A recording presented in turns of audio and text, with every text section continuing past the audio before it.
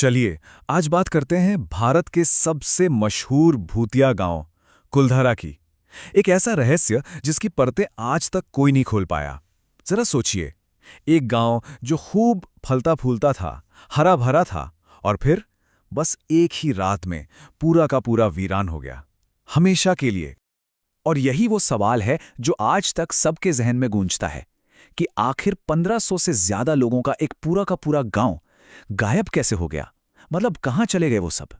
और ये सब हुआ सिर्फ एक रात में। सोचिए, एक शाम जहां जिंदगी थी, चहल पहल थी, अगली सुबह वहां मौत जैसा सन्नाटा पसरा हुआ था। यही यही तो इस पूरी पहेली की सबसे बड़ी गुत्थी है। जब बाद में लोग वहां पहुंचे तो जानते हैं क्या मिला?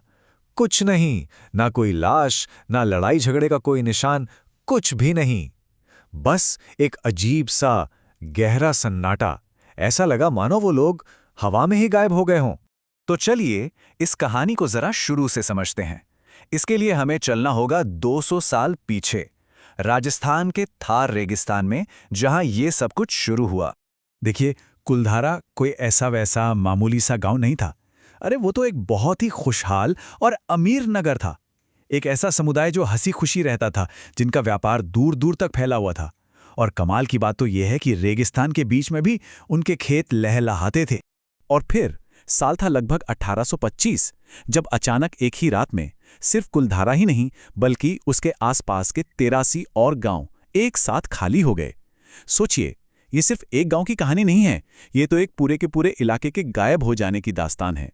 तो आखिर क्या खोया था उस रात?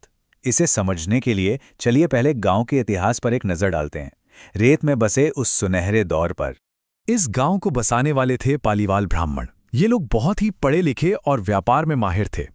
मतलब उनकी सूझबूझ का अंदाजा इसी बात से लगा लीजिए कि उन्होंने अपनी कमाल की टेक्नोलॉजी से उस तपते रेगिस्तान में भी खेती कर डाली थी। वाकई रेगिस्तान को उपजाऊ बना दिया था उन्होंने। तो ये टाइमलाइन हमें दिखाती है कि गांव का सफर कैसा रहा। देखिए, 1291 में पालीवाल ब्राह्मणों ने इसकी नींव रखी। फिर 13वीं से 19वीं सदी तक ये व्यापार और खेती का एक बड़ा सेंटर बनकर खूब फला फूला। और फिर आया वो साल 1825, जब रातों रात पूरी आबादी गायब हो गई। आज ये जगह आर्कियोलॉजिकल सर्वे ऑफ इंडिया यानी ASI की देखरेख में है, एक संरक्षित धरोहर के तौर पर। अब आते हैं इस कहानी के सबसे दिलचस्प हिस्से पर। आखिर हुआ क्या था उस रात? इसके पीछे ना दो थियरीज हैं। एक है कहानी और दूसरी है हकीकत, या कहें किंवदंती बनाम सबूत। तो जो कहानी सबसे ज्यादा मशहूर है, जो वहां के लोग सुनाते हैं, वो है जैसलमेर के एक जालिम दीवान सालिम सिंह की। कहते हैं कि उसकी बुरी नज़र गांव के मुखिया की बेटी पर पड़ गई थी और वो जबरदस्ती उस लड़की से शादी करना चाहता था। अब गांव वालों के सामने दो ही रास्ते थे, या तो जुल्म के आगे झुक जाते या अपना सम्मान बचाते। उन्होंने दूसरा रास्ता चुना। उन्होंने फैसला किया कि वो अपना गांव, अपना घर-बार सब छोड़ देंगे। लेकिन जाते जाते उन्होंने उस जमीन को एक श्राप दे दिया, जो कहते हैं आज भी वहां गूंजता है कि कोई यहां कभी नहीं बस सकेगा, और जो भी यहां बसने की कोशिश करेगा उसे सिर्फ बदकिस्मती और मौत ही मिलेगी। तो यहां पर हमारे सामने दो बिल्कुल अलग अलग बातें हैं। एक तरफ है लोक कथा, जो कहती है कि दीवान सालिम सिंह के जुल्म की वजह से लोगों ने गांव छोड़ा और श्राप दिया।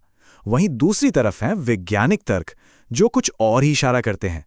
हो सकता है कि वहां बहुत भयानक सूखा पड़ा हो, या शायद कोई भूकंप आया हो, जैसा कि 2017 की एक स्टडी में कहा गया। या फिर यह भी हो सकता है कि दीवान ने इतने ज्यादा टैक्स लगा दिए हों कि लोगों का वहां रहना ही नामुमकिन हो गया हो। और जानते हैं, जो आर्कियोलॉजिकल सबूत मिले हैं वो इस रहस्य को और भी ज्यादा उलझा देते हैं।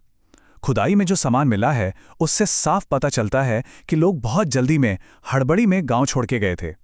अब यह हड़बड़ी दीवान के डर से भी हो सकती है, और किसी अचानक आई बाढ़ या भूकंप जैसी आफत की वजह से भी। चलिए अब लौटते हैं आज के दौर में और देखते हैं कि कुलधारा की ये रहस्यमयी विरासत आज किस हाल में है। आज भी जो लोग वहां जाते हैं वो अजीब अजीब बातें बताते हैं। कहते हैं कि उन सूनी गलियों में किसी के चलने की आहटें सुनाई देती हैं, कानों में कोई फुसफुसाता है, दीवारों पर अजीब सी परछाइयां दिखती हैं जो अचानक बनती हैं और गायब हो जाती हैं। कैमरे और मोबाइल की बैटरी अपने आप खत्म हो जाती है, और एक अजीब सा एहसास होता है जैसे कोई लगातार आपको देख रहा हो। कुछ लोगों ने तो रात में औरतों के रोने की आवाज़ें सुनने का भी दावा किया है। इसी वजह से आज कुलधारा दिन में तो एक टूरिस्ट स्पॉट है, लोग घूमने आते हैं, लेकिन सूरज ढलते ही इसके गेट पर ताला लगा दिया जाता है। किसी को भी रात में वहां रुकने की इजाजत नहीं है, और यही बात इस जगह को और भी ज्यादा रहस्यमय बना देती है। तो आखिर में हम घूम फिरकर उसी एक सवाल पर वापस आ जाते हैं कि कुलधारा की कहानी आखिर है क्या? क्या ये एक श्राप की दास्तान है जो आज भी जिंदा है, या फिर इतिहास का एक ऐसा पन्ना जिसे हम आज तक पढ़ नहीं पाए हैं? ये एक जालिम शासक का जुल्म था या फिर कुदरत का कहर? शायद इसका सच हमेशा के लिए थार की उसी रेत में दफन रहेगा।